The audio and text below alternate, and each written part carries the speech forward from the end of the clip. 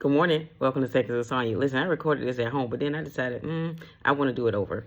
I didn't like the angle, and anyway, that's not what we're here for. We're here to talk about Exodus 32. And I know that y'all are familiar with it. It's when Moses came down from the mountain and he broke the tablets because he was mad with the people. So you can read that for yourself. I'm going to give you a brief synopsis of it, but we're going to talk about the lessons that can be learned from Exodus 32. So in Exodus 32, Moses is on the mountain.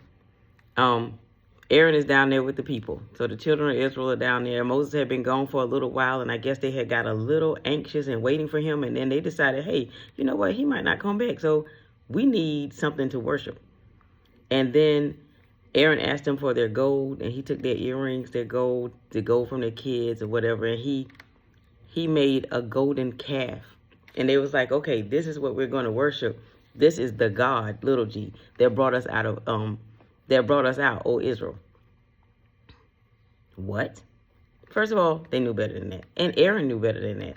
But it just goes to show that sometimes our minds go to a place where it really don't make sense. I mean, they knew who brought them out. They knew that. Aaron knew that. He knew not to have an idol. So while that was going on, God said to Moses, hey, those people that you brought out of Egypt, they are corrupt and stiff-necked. I have seen them. I am going to destroy them. I am going to make you a great nation. I'm going to get rid of all of them. And Moses said, no, Lord. The Lord said, leave me alone with my anger. Moses said, no, Lord, don't do that. Because if you do that, then the Egyptians are going to think that you brought us out with evil intent. And Lord, you got to remember the promises that you made to Abraham, Isaac, and Jacob, because of Israel in the New International Version. You got to remember the promises that you made to them, that this land would be theirs for forever. So don't do that. Don't do that. God, please don't do that. And he said, okay. You know, I don't know. I'm the oldest, so when my grandmama used to say, you better go get your kids. I ain't had no kids. I was young. But what that meant was you better talk to them before I talk to them. Because if I talk to them, it's going to be a different kind of conversation. And I don't think they're going to like the conversation I'm going to have. God was going to destroy them. But Moses sought favor with God on their behalf. He didn't want them destroyed. And so he was able to get the Lord to say, okay, all right, I won't do that. Now, do you have somebody on your team that'll do that for you? Who will go to the Lord on your behalf when you have just completely lost your mind? Well, you do. Let me tell you, grace and mercy. Grace and mercy work for us when we don't even realize they're working. Because I know there's some times when all of us, now maybe we ain't down here worshiping idols, but are we? All of us have seemingly lost our minds from time to time. But we have grace and mercy. We have Jesus who's seated on the right hand of his Father. He's making intercessions for us. We have prayer warriors that go before us. We have our spiritual leaders. But let me tell you something. If you don't have a spiritual leader, and even if you do have one, you have to be careful because Aaron was in charge of them at that time. And he just wanted to satisfy the people. So he just did whatever they wanted. Oh, okay, y'all want something to worship? Well, let me make you a calf.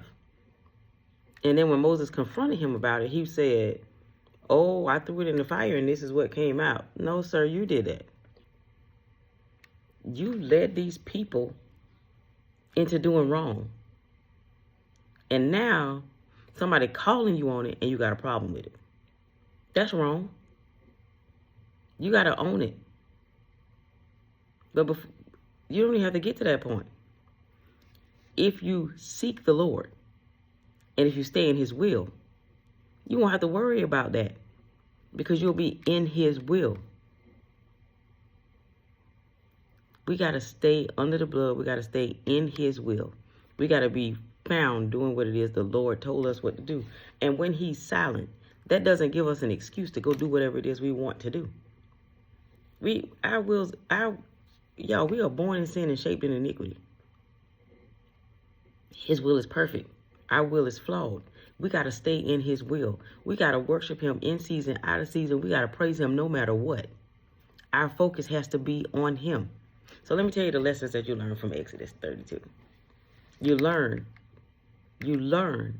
to seek God no matter what. Seek God. You learn that he does anger. And they had to have somebody else to deal with that. They didn't have a clue what was getting ready to come to them. But Moses was there pleading their case. You got to have somebody that's going to plead your case, and that's Jesus. So that means you got to be in a relationship with him. You cannot worship idols. And I don't know what your idol might be. It might be TV. It might be somebody that's famous. It might be your money. It might be your car. But you don't make a shrine. You don't worship anything, anyone but the Lord. That's who you worship. I don't care if he never speaks to you again, you worship him. You worship him. You learn that his anger is real. If you read all the way down to verse 35, those people that was out there worshiping their calf, they were struck with a plague. There are consequences for our actions. So our best bet is to stay in the will of God. And that's what we're learning from Exodus 32. Basically, in a nutshell, stay in the will of God because we cannot handle his anger and his wrath. So we need to stay in his will. We need to be doing what it is he called us to do. We need to seek him. And we need to know that he is God. He alone is God. He alone is God. And he's the only one worthy of our praises. And those are the lessons from Exodus 32.